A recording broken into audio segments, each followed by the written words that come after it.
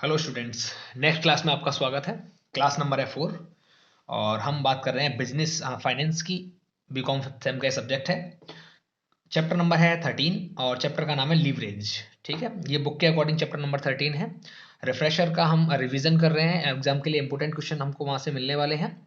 तो अभी जो क्वेश्चन चलेगा रिफ्रेशर में, वो क्वेश्चन चलेगा 46। क्वेश्चन नंबर है 46 रिफ्रेशर के अकॉर्डिंग और चैप्टर नंबर है 13 बुक के अकॉर्डिंग, जिसका नाम है लीवरेज। ठीक है, इंपॉर्टेंट क्वेश्चन है एग्जाम के लिए। तो इससे पहले हम 3 क्लास कर चुके हैं। 3 क्लास में जितने भी इंपॉर्टेंट क्वेश्चन थे हम लोग उनको कर चुके हैं। अभी है 4th क्लास। तो 4th क्लास में हम लोग लीवरेज का चैप्टर करेंगे। इसमें से एग्जाम के लिए इंपॉर्टेंट क्वेश्चन बन सकते हैं। तो लीवरेज को शुरू करने से पहले मैं आपको बता देता हूं कि आपको एक फॉर्मेट याद रखना है। एक छोटा सा फॉर्मेट है, वैसे तो बहुत सारे फॉर्मूले इसमें बन सकते हैं, है ना। तो लीवरेज का पहले ये समझ लीजिए आपकी लीवरेज आपको कितने टाइप से निकालना पड़ता है, कितने टाइप का लीवरेज हो सकता है। तो लीवरेज जो है वो 3 टाइप का हो सकता है। तो पहला होता है बेटा ऑपरेटिंग लीवरेज।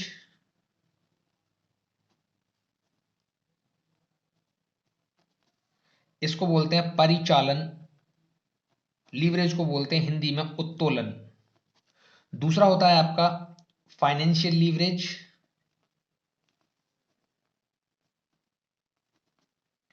और इसको बोलते हैं वित्तीय उत्तोलन। ठीक है। और बेटा थर्ड होता है आपका कंबाइंड लीवरेज।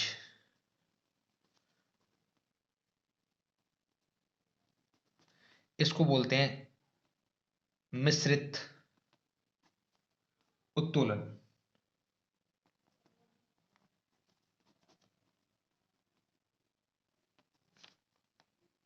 ठीक है।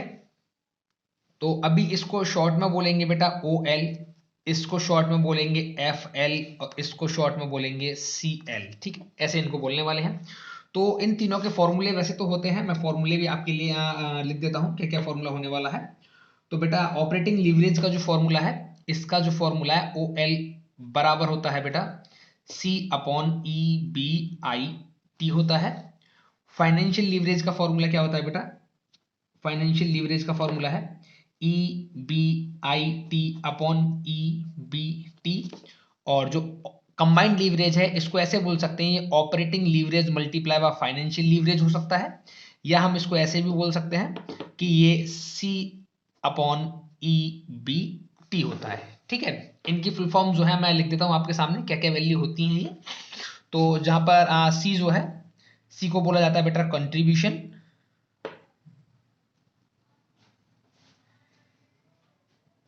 ई बी आई टी को बोला जाता है earning before interest and tax. आगे ई बी और टी को बोला जाता है बेटा अर्निंग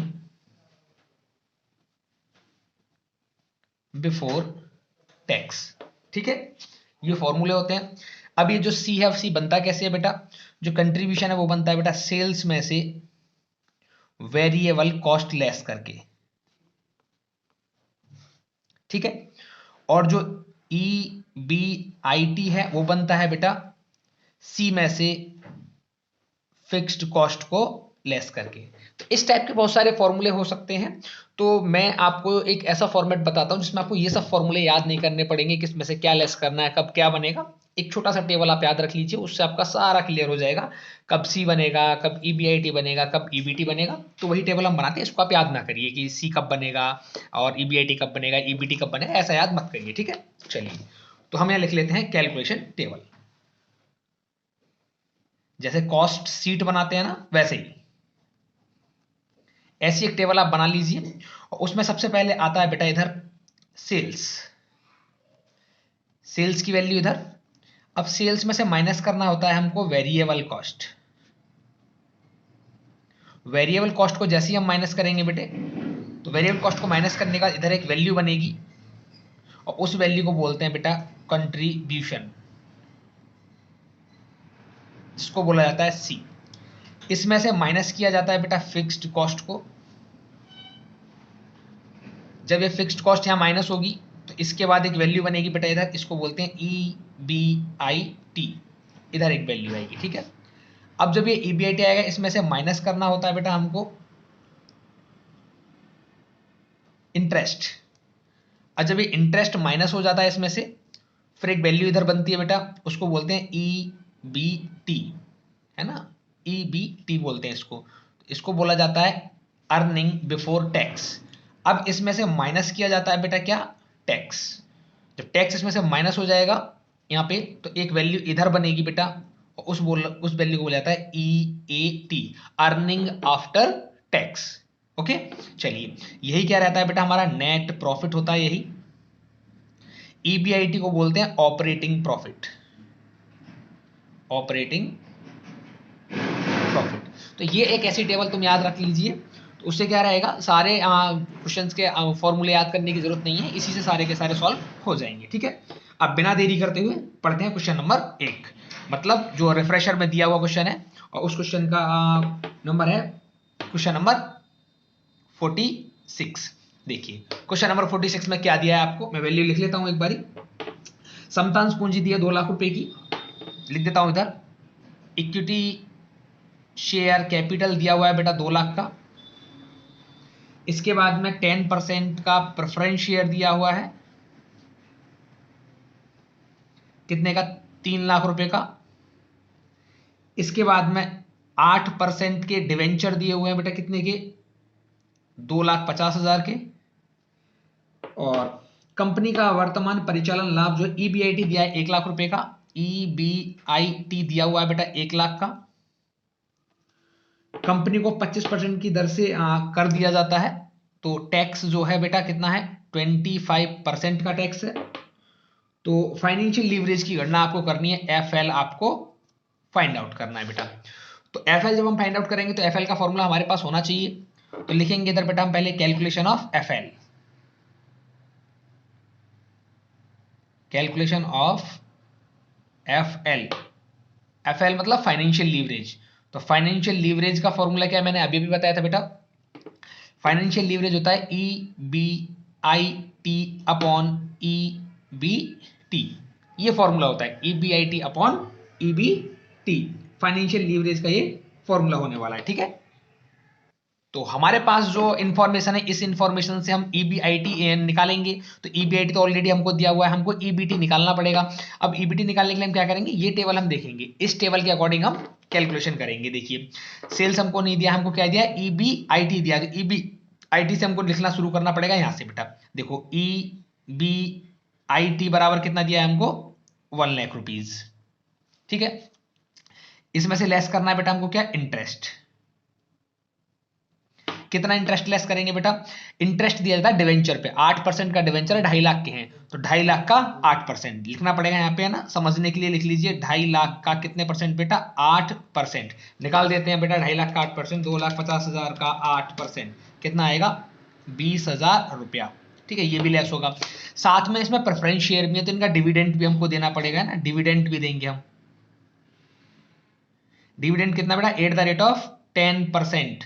किसका 10% बेटा, 3 लाख का 10% आपको डिविडेंड देना, तो लिखना पड़ेगा बेटा इधर 3 लाख का 10%, कितना हो जाएगा 3 लाख का 10%, 30,000। लेकिन याद रखना है आपको, ये जो डिविडेंड होता है ना बेटा, इसमें से टैक्स काट दिया जाता है पहले ही। डिविडेंड तब पे किया जाता है जब टैक्स कट जाता है ना, तो हमको तो टैक्स से पहले की अमाउंट चाहिए, इसमें से टैक्स कट गया, इसका मतलब हमको टैक्स के साथ का अमाउंट चाहिए। तो ये ये 10% 30,000 रुपए के आ रहे हैं ना बेटे, इसमें से टैक्स काट देगा। टैक्स कितना है, 25%, इसका मतलब 75% की वैल्यू हमको मिली हुई है, तो डिवाइड बाई 75 मल्टीप्लाई बाई 100 हमको करना पड़ेगा बेटा, ठीक है, क्योंकि हमको 100 की वैल्यू चाहिए पूरी, 75 की है 30,000, हमको चाहिए 100 की। तो कैसे निकालेंगे बेटा इसको, 3 लाख का जो 10% है बेटा इधर कितना है, 30,000, ये कितने का है बेटा, ये 75% है, डिवाइड बाई 75 मल्टीप्लाई बाई 100, कितना आ गया, 40,000। यहां लिखेंगे बेटा 40,000, इन दोनों को लेस कर दें, कितना बचेगा इधर, 60,000 लेस होगा तो कितना बचेगा, 40,000। ये क्या बना हमारे पास, EBT।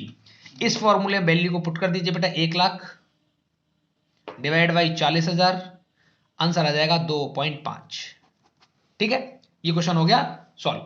अगर कोई बात समझ में ना आए तो आप कमेंट बॉक्स में पूछ सकते हैं, ठीक है। चलिए सेकंड क्वेश्चन देखते हैं। सेकंड मतलब 47, क्वेश्चन नंबर 47। देखिए बेटा 47 क्वेश्चन में दिया है, एक फर्म अपने उत्पाद को 100 रुपए प्रति इकाई की दर से बेचती है। इसकी परिवर्तनशील लागत 50 रुपए प्रति इकाई है। जो उसका सेल्स प्राइस दिया है बेटा 100 रुपए पर यूनिट है। वेरिएबल कॉस्ट जो 50 रुपए पर यूनिट है। और जो फिक्स कॉस्ट दिया है आपको 37,500 रुपए की दी है। कर और ब्याज के पूर्व का विभिन्न स्तर दर्शाइए जो 1000 इकाइयां और 1250 इकाइयां बिक्री से उत्पन्न होगा।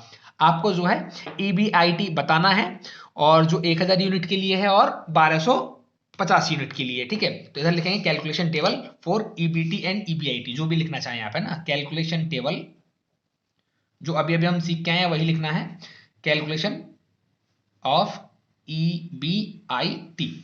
तो सबसे पहले तो हमको लिखना पड़ेगा बेटा इधर पर्टिकुलर अमाउंट, अमाउंट ऐसे बना लीजिए।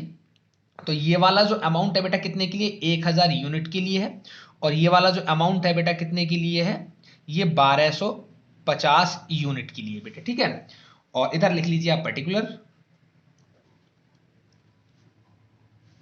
यहां लिखेंगे सबसे पहले बेटा सेल्स। सेल्स दिया है @ ₹100 पर यूनिट। इसका मतलब है इसमें 100 का मल्टीप्लाई करना है और इसमें 1250 का मल्टीप्लाई करना है। इधर तो हो जाएगा बेटा कितना, 1 लाख। इधर हो जाएगा बेटा 1,25,000।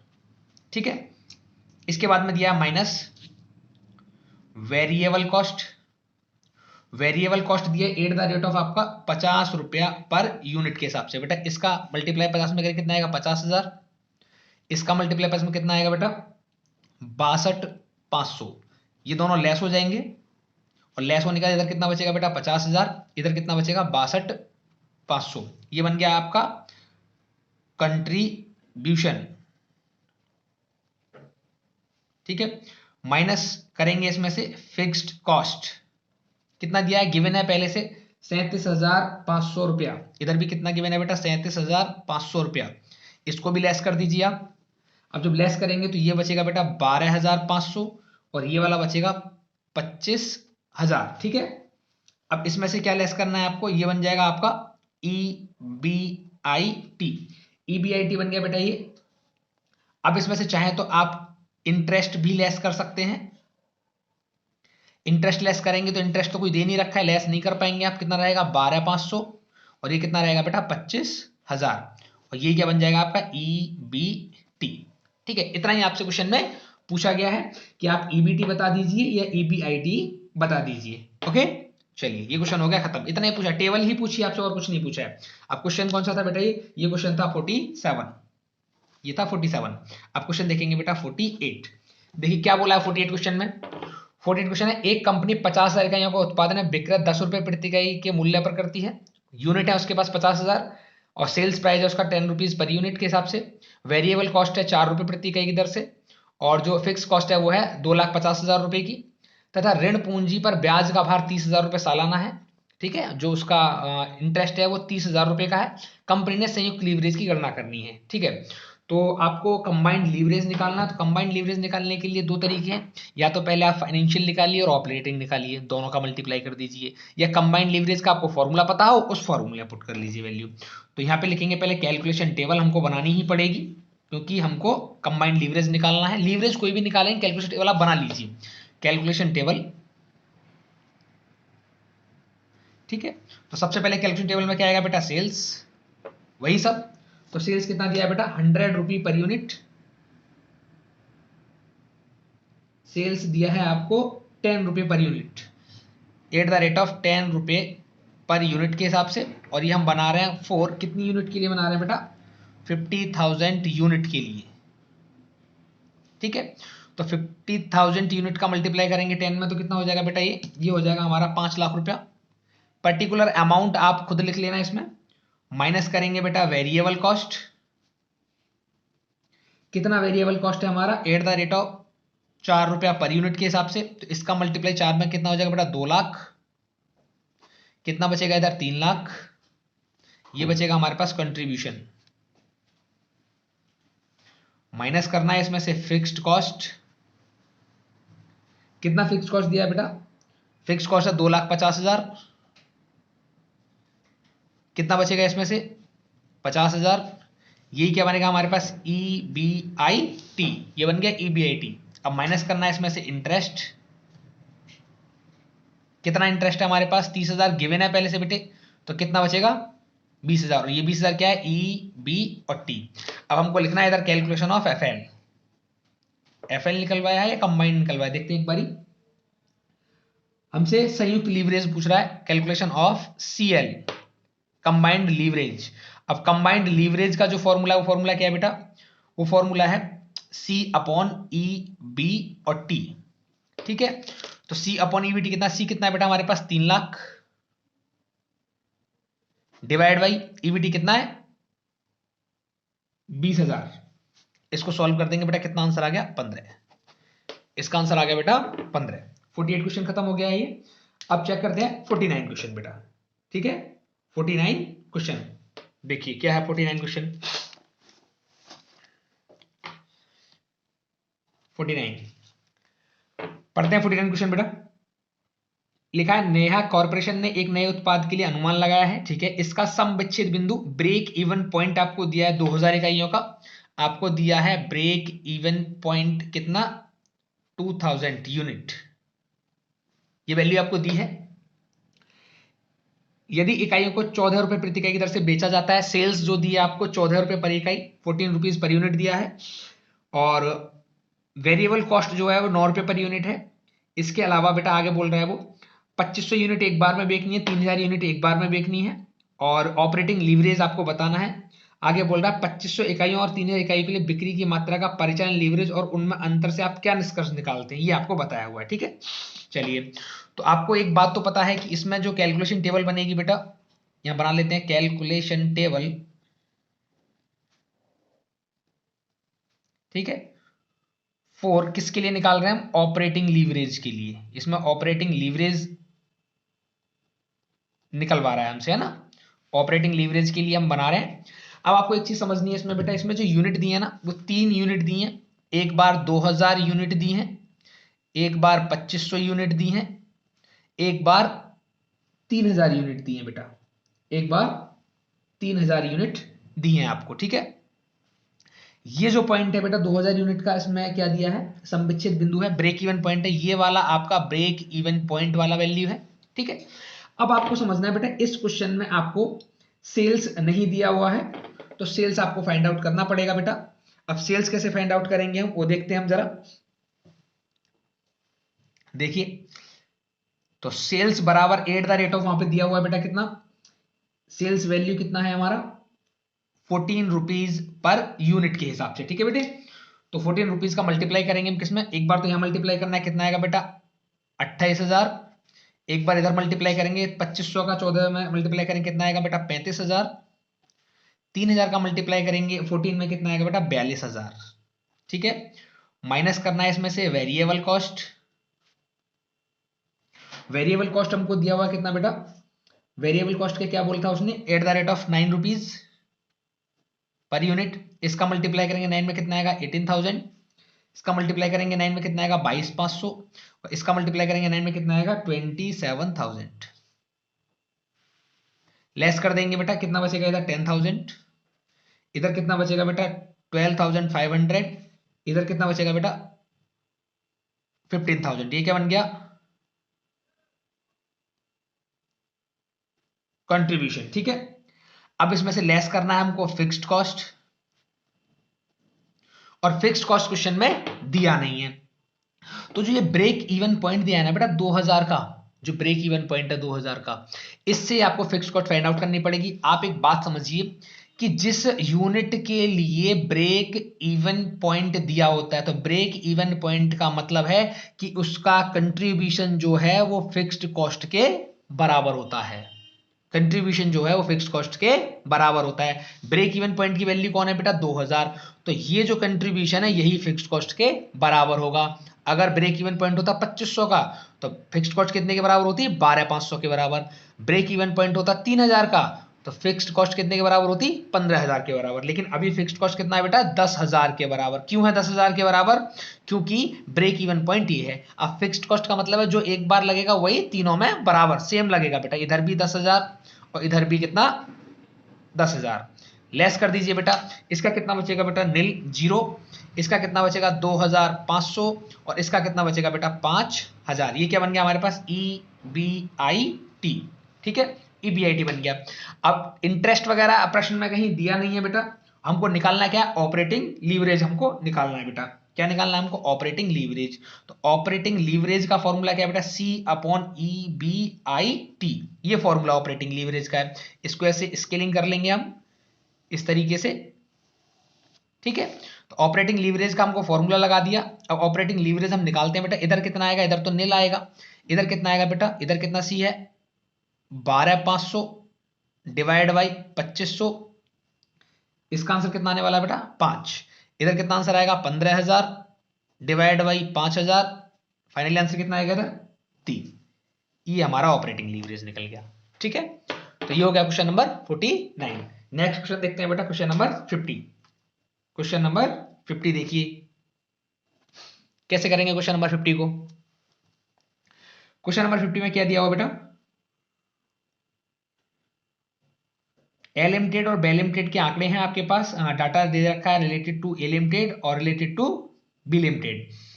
आउटपुट एंड सेल दिया है यूनिट में 40,000 50,000 का, वेरिएबल कॉस्ट पर यूनिट दिया है, फिक्स्ड कॉस्ट दिया है आपको, इंटरेस्ट वर्नन ऑन डेब्ट दिया है आपको, सेलिंग प्राइस पर यूनिट दिया है आपको। उपरोक्त दिए समांकों के आधार पर ऑपरेटिंग लीवरेज निकालना है, फाइनेंशियल लीवरेज निकालना है, देन कंबाइंड लीवरेज भी आपको फाइंड आउट करना है। चलिए तीनों को करते हैं फाइंड आउट, लेकिन उससे पहले हमको बनाना पड़ेगा कैलकुलेशन टेबल, क्योंकि उसके बिना तो फाइंड आउट नहीं हो पाएगा बेटा। कैलकुलेशन टेबल, अब कैलकुलेशन टेबल हम बनाते हैं। इधर दो लिमिटेड है हमारे पास, ए लिमिटेड और बी लिमिटेड, और दोनों के लिए हमको अलग अलग बनाना पड़ेगा, ठीक है। इधर बनाते हैं हम ए लिमिटेड का और इधर बनाते हैं हम बी लिमिटेड का, ठीक है। सबसे पहले इधर क्या आ गया, इधर तो पर्टिकुलर लिखेंगे आप, इधर लिखेंगे सबसे पहले सेल्स। अब सेल्स कैसे लिखेंगे बेटा, पहले वाले ने जो बनाया कितनी यूनिट बनाई है बेटा 40,000, और दूसरे वाले ने कितनी यूनिट बनाई है बेटा 50,000, ये यूनिट है इनकी, ठीक है। चलिए तो सेल्स प्राइस कितना दिया है, क्वेश्चन में दिया हुआ बेटा सेल्स प्राइस कितना है 10 रुपए पर यूनिट। तो at the rate of 10 rupees तो पहले वाले का है कॉमा, और दूसरे वाले का कितना है बेटा एट द रेट ऑफ 8 रुपए। पहले वाले का है 10 रुपए, तो इसका कितना आएगा बेटा 4 लाख। दूसरे वाले का 8, तो इसका कितना आएगा, इसका भी कितना आएगा 4 लाख। तो कैसे किया, 50,000 का मल्टीप्लाई 8 में किया, इधर 40,000 का मल्टीप्लाई 10 में किया, 4 लाख और 4 लाख आ गया। माइनस करना है इसमें से वेरिएबल कॉस्ट, और वेरिएबल कॉस्ट कैसे निकालेंगे बेटा, वेरिएबल कॉस्ट दिया एट द रेट ऑफ 4 रुपया एक के लिए दिया है और एट द रेट ऑफ 3 रुपया दूसरे के लिए दिया है। इसका मल्टीप्लाई 4 में करेंगे कितना आएगा बेटा 1,60,000, और इसका मल्टीप्लाई 3 में करेंगे कितना आएगा बेटा 1.5 लाख, ठीक है। इसको कर देते हैं लेस। अब लेस क्या कितना आएगा बेटा, इधर 2,40,000, इधर लेस करेंगे कितना आएगा बेटा 2,50,000, और ये बन गया कंट्रीब्यूशन, ठीक है, ये बन गया कंट्रीब्यूशन। अब इसमें से लेस करेंगे बेटा क्या, फिक्स्ड कॉस्ट। अब कितना फिक्स्ड कॉस्ट हमको दिया हुआ है, क्वेश्चन में दिया है फिक्स्ड कॉस्ट 1,20,000 पहले वाले का दिया है बेटा, दूसरे वाले का दिया है 1,25,000, इसको भी लेस कर दीजिए। तो इसको लेस करने के बाद बनेगा बेटा 1,20,000, और इसको लेस करेंगे तो कितना बनेगा 1,25,000, ये बन जाएगा हमारे पास EBIT। माइनस इसमें से करना है वैसा हमको इंटरेस्ट लेस। अब इंटरेस्ट के लिए क्या बोला उसने, इंटरेस्ट बता रहा था वो 60,000 एक बार इंटरेस्ट है बेटा, और 25,000 का एक बार इंटरेस्ट है। इसमें है 60,000 का इंटरेस्ट और इसमें है 25,000 का इंटरेस्ट, ठीक है। क्वेश्चन देखा आपने, वहां से आप देखें जरा क्या क्या दिया हुआ है, और उसके बाद में आप किसको करेंगे बेटा, इसका कितना रहेगा 60,000 इधर बचेगा बेटा, और इधर कितना बचेगा 1 लाख, और ये क्या बन गया हमारे पास EBT, ये बन गया हमारे पास EBT। क्लियर है। अब हमको इसमें निकालना है तीनों लीवरेज, ऑपरेटिंग लीवरेज निकालना है, फाइनेंशियल लीवरेज निकालना है, और देन कंबाइंड लीवरेज निकालना है, ठीक है। चलिए तीनों लीवरेज की कैलकुलेशन करते हैं इधर हम। तो सबसे पहले लिखेंगे कैलकुलेशन ऑफ ऑपरेटिंग लीवरेज।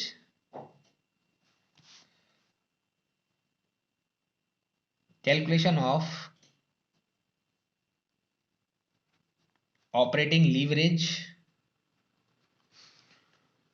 और क्या फॉर्मूला है ऑपरेटिंग लीवरेज का, ऑपरेटिंग लीवरेज बराबर होता है बेटा C/EBIT, ठीक है। तो अभी मैंने फॉर्मूला लिख दिया है। अब ए के लिए वैल्यू मैं सॉल्व कर रहा हूं इधर, है ना, इधर लिख लेते हैं 4 ए, ए और बी दो थे इसमें, और 4 बी। ठीक है, ए के लिए सॉल्व मैं कर रहा हूं। ऑपरेटिंग लीवरेज कितना है बेटा इसमें, सी कितना था 240 डिवाइड बाई ईबीआईडी कितना था 120। तो इसका आंसर कितना आ गया बेटा, इसका आंसर आ गया 2। अब एक बार बी के लिए आप सॉल्व करेंगे, फिर अगला निकालेंगे हम। Calculation of financial leverage.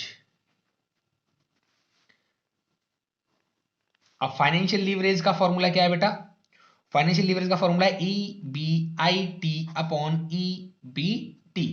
ठीक है, चलिए तो इधर क्या है फाइनेंशियल लीवरेज बेटा 1,20,000, ईबीटी कितना आया था बेटा 60,000।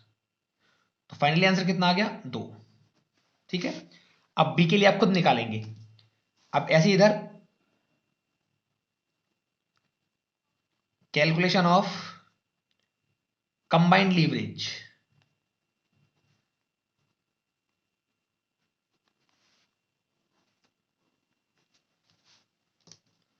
अब कंबाइंड लीवरेज का फॉर्मूला क्या है, कंबाइंड लीवरेज का फॉर्मूला बेटा C upon E B T. तो इसका सी कितना है बेटा, सी था 240, ईबीटी कितना है 60। तो आंसर कितना आ जाएगा फाइनली 4। बी के लिए आप सॉल्व करेंगे, बी के लिए मैंने स्पेस छोड़ा इधर, बी के लिए आप खुद सॉल्व करेंगे। ठीक है, ये क्वेश्चन नंबर हो गया बेटा आपका 50। अब क्वेश्चन करेंगे हम 51। क्वेश्चन करेंगे 51। देखिए इसके लिए एक अल्टरनेट फॉर्मूला भी हो सकता है, सी एल बराबर होता है बेटा O L multiply by F L. तो यहां कितना था 2, यहां भी कितना था 2 बराबर 4, ऐसे भी आ सकता है ये। ठीक है, चलिए हम क्वेश्चन करेंगे 51। देखते हैं 51 में क्वेश्चन में क्या क्या दिया है। 51 क्वेश्चन में दिया है बेटा calculate operating financial and combined leverage from the following information. Total assets आपको दी हुई हैं, टोटल असेट्स टर्नओवर रेशियो आपको दिया हुआ है, वेरिएबल कॉस्ट ऑन सेल दिया हुआ है, और फिक्स्ड कॉस्ट दी हुई है। और प्लान 1 प्लान 2 ऐसे दिया है, इक्विटी शेयर कैपिटल प्लान 1 और इक्विटी शेयर कैपिटल प्लान 2, 10% का डिवेंचर प्लान 1 और 10% का डिवेंचर प्लान 2, इस तरीके से। और आपको अब ये फाइंड आउट करना पड़ेगा। तो 2 प्लान में आपको फाइंड आउट करना पड़ेगा, कैलकुलेशन टेबल 2 प्लान की बनानी पड़ेगी आपको, प्लान 1 एंड प्लान 2। देखिए कैसे करेंगे इसको। सबसे पहले हम लिखेंगे इधर कैलकुलेशन टेबल, और कैलकुलेशन टेबल में हमको लिखना क्या है बेटा,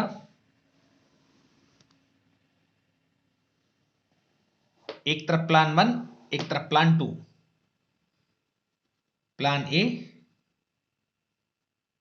प्लान बी। ठीक है, टेबल मैं प्रिपेयर कर रहा हूं, आप लोग सारे लीवरेज निकालेंगे, ऑपरेटिंग लीवरेज आप निकालेंगे, फाइनेंशियल आप निकालेंगे, और कंबाइंड लीवरेज भी आप ही निकालेंगे। ठीक है, चलिए इधर आने वाला है बेटा पर्टिकुलर। सबसे पहले हमको लिखना होता है यहाँ पे सेल्स। अब इस क्वेश्चन में कहीं भी हमको सेल्स दिया नहीं है, तो सेल्स हमको फाइंड आउट करना पड़ेगा बेटा। कैसे फाइंड आउट करेंगे सेल्स को, देखिए हमको दिया हुआ क्या है इसमें, वो लिखता हूं मैं आपको एक बारी। एक तो आपको टोटल असेट्स दिया है, इसी प्रश्न की बात हो रही है, कितना टोटल असेट्स है 30,000 रुपए का है, और टोटल असेट्स टर्नओवर रेशो है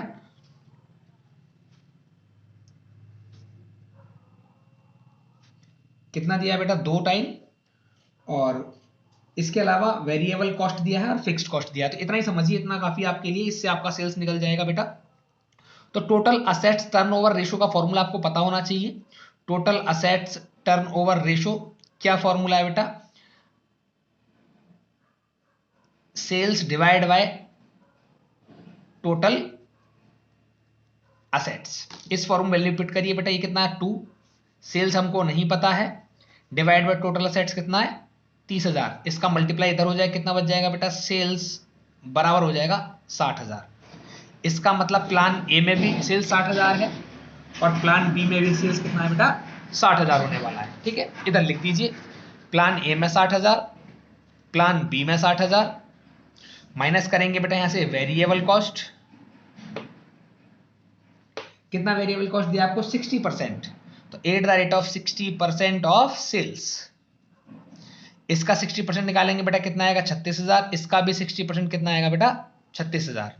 लेस कर देंगे दोनों को, कितना बचेगा इधर 24,000 और इधर भी कितना बचेगा बेटा 24,000। यही होता है कंट्रीब्यूशन। माइनस करना है इसमें से आपको फिक्स्ड कॉस्ट। कितना फिक्स्ड कॉस्ट दिया है बेटा आपको 10,000 देन 10,000, इधर भी 10,000 और इधर भी 10,000। लेस कर देते हैं, इधर कितना बचेगा बेटा 14,000 और इधर भी कितना बचेगा बेटा 14,000। ठीक है, ये बनेगा हमारे पास EBIT। माइनस क्या करना है बेटा इसमें से लेस करना पड़ेगा हमको इंटरेस्ट। अगर डिविडेंड दिया है, प्रेफरेंस शेयर दिए तो वो भी लेस करने हैं, वरना इंटरेस्ट लेस करना है। जो आपके डिवेंचर्स दिए हैं उस पर कितना डिवेंचर दिया बेटा, इक्विटी शेयर कैपिटल पे आपको नहीं देना है डिविडेंड। एक तरीके से उस बाद में जो प्रॉफिट बचता है वही इक्विटी शेयर होल्डर्स का होता है, बीच में से नहीं देना है। डिवेंचर पहले वाले के 10,000, दूसरे वाले के 30,000 और इंटरेस्ट कितना है 8% तो 10,000 का तो आएगा बेटा 1,000 रुपया और 30,000 का आएगा बेटा 3,000 रुपया। ठीक है, पहले प्लान के अकॉर्डिंग पहले में लेस करेंगे, दूसरे प्लान के अकॉर्डिंग दूसरे में लेस करेंगे। तो इधर कितना बचेगा बेटा 13,000, इधर कितना बचेगा 11,000। ये क्या बन गया ये बनेगा बेटा EBT, ये बन जाएगा EBT। अब आपका टेबल हो गया कंप्लीट। अब आपको निकालना क्या क्या है बेटा इसमें, एक आपको निकालना है इसमें ऑपरेटिंग लीवरेज, एक आपको निकालना है फाइनेंशियल लीवरेज, एक आपको निकालना है कंबाइंड लीवरेज। ये तीनों वैल्यू आप फाइंड आउट करेंगे क्योंकि फॉर्मूले ऊपर लिखे हैं, टेबल में से आपको सिर्फ कॉपी करनी है वैल्यू को। जैसे ये क्वेश्चन कॉपी करेंगे वैसे ये वाला क्वेश्चन हो जाएगा। ठीक है, चलिए नेक्स्ट क्वेश्चन देखेंगे बेटा। ये क्वेश्चन था हमारा कौन सा 51। अब नेक्स्ट क्वेश्चन करेंगे बेटा हम 52, क्वेश्चन नंबर 52। देखिए अगला क्वेश्चन है 52 और 52 क्वेश्चन में क्या दिया हुआ वो पढ़ते हैं हम एक बार। एक कंपनी की बिक्री 2 लाख रुपए है, सेल्स जो है वो 2 लाख रुपए दी है और वेरिएबल कॉस्ट जो है सेल्स का 40% है, जबकि स्थायी परिचालन लागत फिक्स्ड कॉस्ट जो है 60,000 रुपीज़ है। इंटरेस्ट 20,000 रुपीज़ का है। आपको ऑपरेटिंग लीवरेज निकालना है, फाइनेंशियल लीवरेज निकालना है और आपका कंबाइंड लीवरेज भी निकालना है। लेकिन आपसे एक बोला है कि अगर वो बिक्री में 5% का इंक्रीज कर देते हैं तो इससे क्या इफेक्ट पड़ने वाला है प्रॉफिट पे। ठीक है, प्रॉफिट कितना बढ़ जाएगा कितना घट जाएगा वो आपको बताना पड़ेगा। ठीक है, चलिए तो इस क्वेश्चन को हम करते हैं सॉल्व। इस क्वेश्चन को सॉल्व करने के लिए हमको क्या करना है, कैलकुलेशन टेबल बनानी है हमको, कैलकुलेशन टेबल। अब एक बार तो बनाएंगे बेटा हम कितने के लिए, जो पहला हमारा सेल्स है, कितना सेल्स है हमारा पहला सेल्स है हमारा 2 लाख रुपीज है ना। तो इसको हम प्रिपेयर कर लेते हैं टेबल को इस तरीके से। एक तो बना देते हैं हम इधर प्रेजेंट वैल्यू के साथ और एक बना देते हैं इधर फ्यूचर वैल्यू के साथ, है ना। उन्होंने बोला है ना कि 5% का इंक्रीज अगर हम करेंगे तो कितना वैल्यू हमारा बढ़ जाएगा या घट जाएगा। तो सबसे पहले लिखेंगे बेटा इधर सेल्स। अब सेल्स हमको दिया हुआ कितना, पहला दिया है हमको 2 लाख रुपए और अगली बार उन्होंने बोला है कि इधर जो इंक्रीज करना है ना बेटा, इधर बेस में कितना इंक्रीज करना है +5%, किसमें सेल्स में। तो सेल्स का 5% इधर बढ़ाएंगे हम तो कितना हो जाएगा बेटा, ये हो जाएगा 2,10,000 रुपया। बाकी कोई चेंज करने का नहीं बोला है, बस यही चेंज है। माइनस करेंगे इसमें से वेरिएबल कॉस्ट। बेटा वेरिएबल कॉस्ट कितना था 40% ऑफ सेल्स। इस सेल्स का 40% इधर आएगा बेटा, इस सेल्स का 40% कितना आने वाला है 80,000 और इस सेल्स का 40% इधर आएगा कितना 84,000। लेस कर देते हैं इन दोनों को, ये बन जाएगा हमारे पास कंट्रीब्यूशन और कंट्रीब्यूशन बनने के बाद में कितना लेस करना है इधर 80,000 तो कितना बचेगा 120। इधर कितना बचेगा बेटा, इधर बचने वाला है आपके पास 126,000। माइनस करना है यहां से आपको फिर फिक्स्ड कॉस्ट। क्वेश्चन में अवेलेबल है आपके पास फिक्स्ड कॉस्ट, कितना फिक्स्ड कॉस्ट है 60,000। इधर भी आपका 60,000 का फिक्स्ड कॉस्ट रहेगा, इधर भी आपका 60,000 का फिक्स्ड कॉस्ट रहने वाला है। दोनों को ही हम लेस करेंगे, इधर बचेगा 60,000 और इधर बचने वाला है बेटा आपका सेकंड वाले में 66,000। ये बनेगा EBIT, ये बन गया EBIT। और माइनस इसमें से क्या करना है आपको इंटरेस्ट लेस करना है बेटा। अब इंटरेस्ट को लेस हम करेंगे तो इंटरेस्ट कितना दिया हुआ है हमारे पास, इंटरेस्ट दिया हुआ है इसमें 20,000 का बेटा, 20,000, 20,000 का इंटरेस्ट है। इसको लेस कर दीजिए, इधर कितना बचेगा बेटा 40,000, इधर कितना बचेगा 46,000। ठीक है, ये क्या बन गया हमारे पास EBT, ये बन गया हमारे पास EBT। ठीक है, चलिए अभी ये सॉल्व हो चुका है पूरा इतना। और इसमें हमसे पूछा क्या है, वैसे उसने हमसे शुरू में उसने पूछ लिया था कि आप परिचालन उत्तोलन बताइए, वित्तीय उत्तोलन बताइए, मिश्रित भी बताइए। कहने का मतलब है तीनों लीवरेज हमको पूछे हैं उसने। चलिए तीनों लीवरेज हम फाइंड आउट कर देते हैं बेटा। कैलकुलेशन ऑफ लीवरेज, इसके लिए दोनों के अलग अलग फाइंड आउट करने हैं। तो ऑपरेटिंग लीवरेज का फॉर्मूला क्या है, C/EBIT। फाइनेंशियल का फॉर्मूला क्या है बेटा, EBIT/EBT। और कंबाइंड का फॉर्मूला क्या है बेटा, C/EB और T। ठीक है, इसके लिए खुद सॉल्व करेंगे आप, इसके लिए भी। अब इन दोनों वैल्यू के लिए आप खुद से सॉल्व करेंगे तीनों फॉर्मेट को। ठीक है, मैं अगला वाला स्टेप कर रहा हूं इसका। अब क्वेश्चन में बोला था कि सेल्स को अगर 5% बढ़ाया गया है, इधर 5% बढ़ाया गया है तो प्रॉफिट पे क्या फर्क पड़ने वाला है। ठीक है, पहले तो हम इसको फाइंड आउट करेंगे डिग्री के हिसाब से बेटा, है ना, change in sales, change in profit, इस तरीके से। ठीक है, तो अभी अकॉर्डिंग टू क्वेश्चन क्या था, अगर सेल्स जो है बेटा increased by 5%, then profit affected, बताना है हमको कितना प्रॉफिट इफेक्टेड रहेगा बेटा इसमें। तो हमको एक ऐसा फॉर्मूला ढूंढना है जिसमें कि परसेंट चेंज इन सेल्स दिया हो और परसेंट चेंज इन प्रॉफिट दिया हो बेटा, है ना, ऐसा कुछ हमको ढूंढना है। तो एक फॉर्मूला हमारे पास है, क्या फॉर्मूला है बेटा, वो degree of combined leverage, degree of combined leverage. क्या फॉर्मूला है बेटा वो, percent change in EBT upon percent change in sales. ठीक है, चलिए इसको करते हैं सॉल्व। अब इसको सॉल्व करने के लिए हमको क्या करना पड़ेगा बेटा, हमको परसेंट चेंज इन EBT देखना पड़ेगा, हमारे पास है नहीं। परसेंट चेंज इन सेल्स तो हमारे पास है, कितना है 5% है, ये हमको फाइंड आउट करना पड़ेगा। इसको फाइंड आउट करने के लिए कैसे करेंगे बेटा, यहां लिखना पड़ेगा calculation of percent change in EBT। बेटा EBT कितना था, वैसे वैसे हमारा EBT था 40,000, बाद में कितना हो गया ये 46,000। तो कितने का इंक्रीज हो बेटा, 6,000 का इंक्रीज हो किसमें, 40,000 में, मल्टीप्लाई बाय 100। इसको हम सॉल्व करते हैं, कितना आएगा बेटा ये 6,000 डिवाइड बाई 40,000 मल्टीप्लाई बाय 100, तो ये आ जाएगा बेटा 15%। इस वैल्यू को यहां पुट कर दीजिए, 15 कितना आ गया 3%। ठीक है, तो कहने का मतलब है कि अगर आप किसी वजह से, इसका मतलब ये है कि अगर आप किसी वजह से, 3 को इंडिकेट करने का मतलब क्या है वो समझिए आप। अगर आप किसी वजह से सेल्स में 1% का इंक्रीज करते हैं, किसी वजह से सेल्स में 1% का इंक्रीज करते हैं, 1% का इंक्रीज करते हैं, तो आपकी टैक्सेबल जो वैल्यू है वो 3% से बढ़ जाएगी।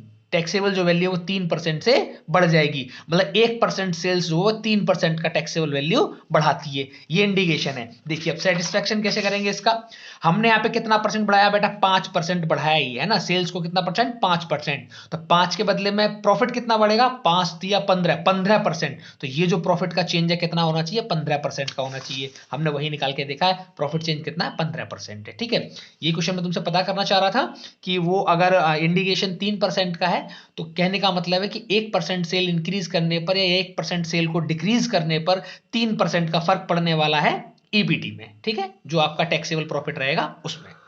क्लियर है, ये हो गया आपका 52 क्वेश्चन। और लास्ट क्वेश्चन बचा है बेटा 53। लास्ट क्वेश्चन है बेटा 53,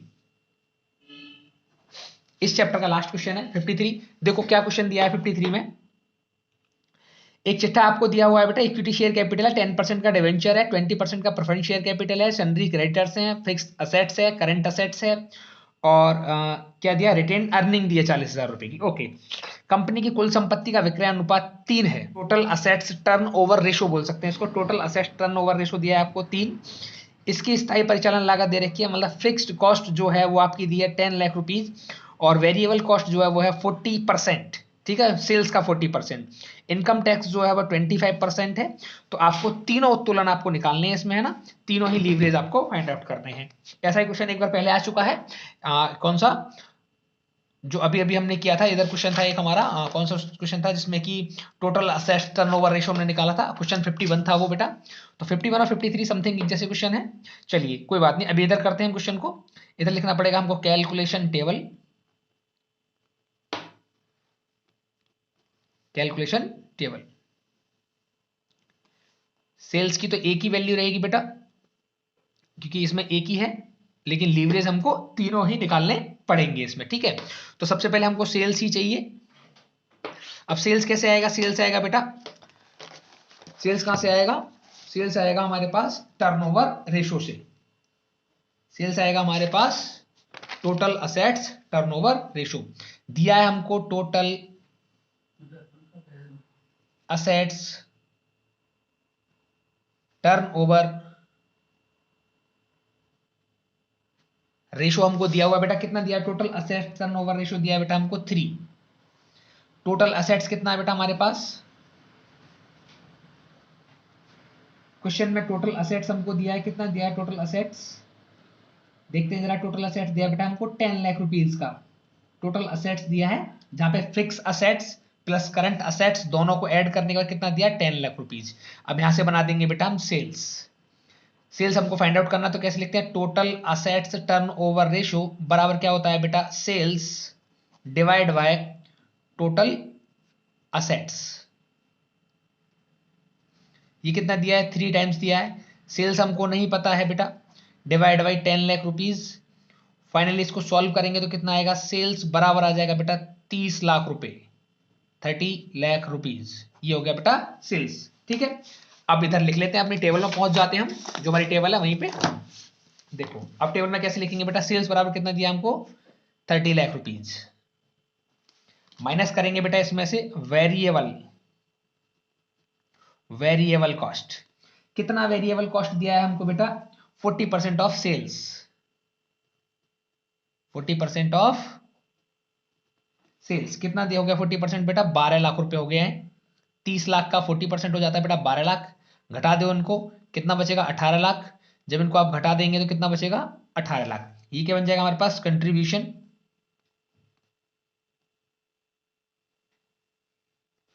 इसमें से माइनस करना है आपको फिक्स्ड कॉस्ट, और कितना फिक्स्ड कॉस्ट दिया है हमको, क्वेश्चन में दिया हुआ है उसने 10 लाख रुपीज, गिवन है बेटा पहले से 10 लाख रुपीज फिक्स्ड कॉस्ट है हमारे पास। इसको लेस करें कितना बचेगा, 8 लाख रुपीज। ये बन जाएगा हमारे पास ई बी आई टी। अब इसमें से माइनस करना है हमको इंटरेस्ट। इंटरेस्ट कितना माइनस करेंगे बेटा, एट द रेट ऑफ 10%। किसका 10%, जितने का डिवेंचर है। डिवेंचर कितने का बेटा, हमारे पास डिवेंचर है 2 लाख रुपए का, तो 2 लाख का 10% कितना आएगा बेटा, 20,000 रुपए हमको इंटरेस्ट का माइनस करना है एक तो इसमें। इसके अलावा हमको इसमें और क्या माइनस करना है बेटे, हमको इसमें डिविडेंड माइनस करना है। Dividend eight the rate of कितना डिविडेंड है बेटे, डिविडेंड है 20%। किसका 20% है, 3 लाख का 20%। निकालना पड़ेगा बेटा 3 लाख का 20%। और टैक्स रेट कितना है बेटा, इसमें टैक्स रेट की भी बोला था उसने, 25% का टैक्स रेट है। तो ये जो वैल्यू हमको मिल रही है 75% के बराबर मिली, हमको 100% के बराबर इसको करना पड़ेगा बेटा। करते हैं इसको, 3 लाख का 20% डिवाइड बाई 75 और मल्टीप्लाई बाय 100, कितना हो जाएगा बेटा, 80,000। ये हो जाएगा हमारे पास 80,000, 80,000। लेस करेंगे इसको, कितना बचेगा, 7 लाख। लेस करें कितना बचेगा बेटा, 7 लाख। और ये क्या बनेगा हमारे पास, ई बी टी। ये बन जाएगा ई बी टी। हमको इतनी ही वैल्यू चाहिए हमारे तीनों लीवरेज में, यहां तक की वैल्यू हमको चाहिए। अब हमको लिखना पड़ेगा calculation of leverage, calculation of leverage, calculation of leverage. Leverage में एक तो ऑपरेटिंग लीवरेज चाहिए, क्या होता है C/EBIT। एक हमको फाइनेंशियल लीवरेज चाहिए, क्या होता है बेटा EBIT/EBT। और एक फाइनली हमको कंबाइंड लीवरेज चाहिए, क्या होता है C/EBT। तीनों को कर दीजिए सॉल्व। अमाउंट लिखते हैं इनकी बेटा। कंट्रीब्यूशन हमारे पास 18 लाख और EBIT हमारे पास 8 लाख। इसको आप सॉल्व करके लिखेंगे बेटा इधर, पहला आंसर इधर। EBIT हमारे पास 8 लाख और हमारे पास EBT हमारे 7 लाख। इसको भी आप सॉल्व करके इधर लिखेंगे। नेक्स्ट हमारे पास कंट्रीब्यूशन है 18 लाख डिवाइड बाई EBT हमारे पास है 7 लाख। इसको भी सॉल्व करके आप यहां पे लिखेंगे, ठीक है। तो ये क्वेश्चन पूरा सॉल्व हो चुका है। टेबल देख लीजिए एक बार। टेबल इसकी ये है बेटा, ये इसकी टेबल है जो हमने सॉल्व की है, और इसके बाद में ये इसका लीवरेज हमने यहां सॉल्व किया है, ठीक है। तो ये क्वेश्चन हो चुके हैं खत्म। जो लीवरेज का चैप्टर था वो आपका खत्म हो चुका है। इसको आप अच्छे से पढ़ लीजिए, एग्जाम में क्वेश्चन हो सकता है आपको मिल जाए। अभी के लिए thank you. Next video next questions के साथ।